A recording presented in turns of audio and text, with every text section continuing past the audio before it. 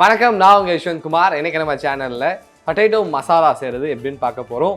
இந்த ரெசிபி ரொம்ப ஈஸி. அது மட்டும் இல்லாமல் சப்பாத்தி பூரிக்கெலாம் நல்ல ஒரு சைட் டிஷ்ஷாக இருக்கும். இதுக்கு தேவையான இன்க்ரீடியன்ஸ் எல்லாமே ரெடியாக இருக்குது. ப்ரிப்ரேஷன் ஸ்டார்ட் பண்ணிடலாம். ஃபர்ஸ்ட் ஒரு பேனில் 3 to 4 டேபிள் ஸ்பூன் அளவு எண்ணெய் சேர்த்துக்கலாம். எண்ணெய் சூடு ஆனதன் பிறகு 1 டீஸ்பூன் அளவு சீரகம் சேர்த்துக்கிறேன். இது கூடவே 1 டீஸ்பூன் அளவு மிளகாய் தூள், 1/2 டீஸ்பூன் அளவு மஞ்சள் தூள், 1/2 டீஸ்பூன் அளவு சீரகத்தூள், 1/2 டீஸ்பூன் அளவு இஞ்சி பூண்டு விழுது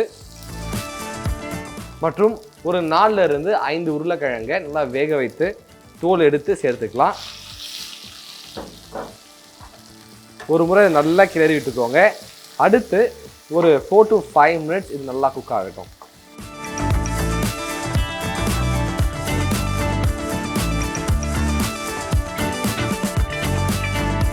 நம்ம பொட்டேட்டோவை நல்லா குக் பண்ணியாச்சு.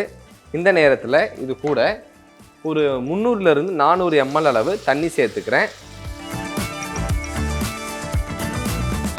மீடியம் ஃப்ளேமில் வச்சு அடுத்து ஒரு 4 to 5 minutes இதை நல்லா கொதிக்க விடலாம்.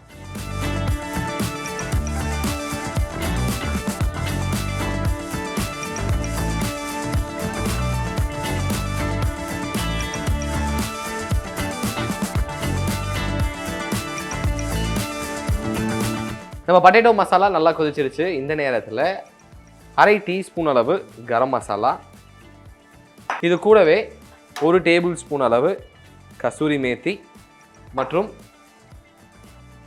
தேவையான அளவு உப்பு சேர்த்து எல்லாமே ஒன்றோடு நல்லா கம்பைன் ஆகிற அளவுக்கு இதை மிக்ஸ் பண்ணிக்கலாம். அதன் பிறகு கரெக்டாக அடுத்து 2 நிமிடம் இதை குக் பண்ணிப்போம்.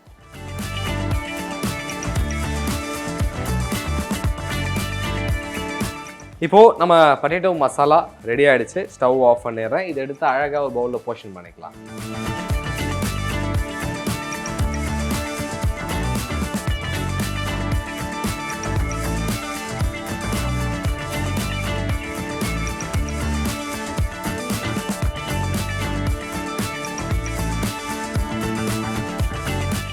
ஒரு ஈஸியான டேஸ்டியான பொட்டேட்டோ மசாலா செய்கிறது எப்படின்னு பார்த்துட்டோம். இந்த ரெசிபி உங்களுக்கு பிடிச்சிருக்க நம்பரை மறக்காம வீட்டில் ட்ரை பண்ணி பார்த்துட்டு உங்களோட ஃபீட்பேக்கை கீழே கமெண்ட் பண்ணுங்கள். இதே மாதிரி இன்னும் சூப்பர் ரெசிபியோட உங்களை நான் சந்திக்கிறேன். Until then, bye from Yeshwanth.